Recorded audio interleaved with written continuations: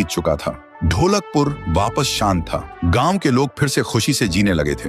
हर पूर्णिमा को लोग एक दिया जलाकर ठुन ठुन ठुन साहुर को याद करते थे। पर एक रात कुछ ऐसा हुआ जो फिर से सब कुछ बदल के रख दिया। लाशें फिर से मिलने लगी। हर 2 दिन बाद किसी न किसी के घर के सामने एक कटी हुई लाश पड़ी होती। गांव फिर से कांप उठा। एक दिन सब लोग महाराज के पास पहुंचते हैं और रो रो कर गांव की घटनाओं के बारे में बताते हैं। रात को महाराज 2 सेनापतियों से कहते हैं, जाओ और खोजो इस कांड के पीछे कौन है। लेकिन सुबह सिर्फ उनकी लाशें लौट कर आईं। एक का सिर था ही नहीं, दूसरे के पैर कट चुके थे।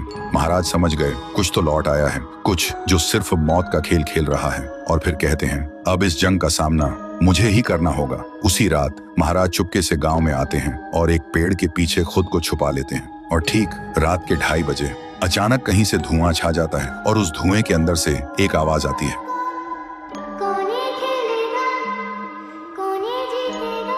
और फिर धुएं के बीच से निकलती है एक गुड़िया, गोल आंखें, एक बेजान सी मुस्कान, लेकिन चेहरा मौत का पैगाम। वो गुड़िया एक घर के गेट तक जाती है और बच्चों जैसा एक गाना गाने लगती है। उसके गाने की आवाज सुनकर एक आदमी बाहर आता है और अगले ही पल वो गुड़िया उसका सिर चबा जाती है। वो आदमी तड़प तड़प के वहीं जमीन पर गिर जाता है। महाराज सब कुछ देखते हैं। उनकी आंखें भर जाती हैं। उन्हें समझ आ जाता है इसके सामने जाना मतलब खुद का अंत लिखना है। अगली सुबह गांव के लोग इकट्ठा होते हैं। महाराज कहते हैं, ये पिछले भूत से भी ज्यादा डरावनी है। इसे सिर्फ वही हरा सकता है जो मौत को पहले ही हरा चुका है। और फिर एक पूर्णिमा की रात सब लोग दिया जलाकर पुकारते हैं, आप वापस आइए, आपके बिना ये गांव जिंदा तो है पर जीने जैसा नहीं। तभी एक आवाज गूंजती है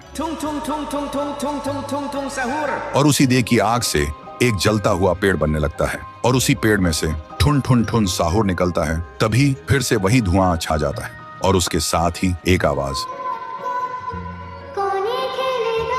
सब लोग घुटनों के बल गिर जाते हैं और कांपती आवाज में बोलते हैं, हमें बचाइए, वो आ गई है। ठुन ठुन ठुन साहुर एक जोरदार जंप करता है और सीधा उस धुएं में घुस जाता है और शुरू होती है एक आखिरी जंग ठुन ठुन ठुन साहुर और गुड़िया की। जमीन कांपने लगती है, आसमान से बिजली गिरती है और जब धुआं हटता है तो दिखाई देता है गुड़िया बिखर चुकी थी। हाथ अलग, सिर अलग, पैर अलग। और तब से गांव में फिर से एक नई सुबह हुई। महाराज मुस्कुराए, गांव वाले जीने लगे और उस दिन के बाद ठुन ठुन ठुन साहुर सिर्फ एक भूत नहीं रहा, गांव का रक्षक बन गया। लेकिन उसी रात कुछ ऐसा हुआ जो किसी को भी पता नहीं चला। गुड़िया का सिर, हाथ, पैर अपने आप जुड़ने लगे थे और फिर वो वहां से चली गई। तो दोस्तों, अगर आप देखना चाहते हैं पीहू वर्सेस गुड़िया तो इस वीडियो को 1 लाख लाइक्स तक पहुंचा दो।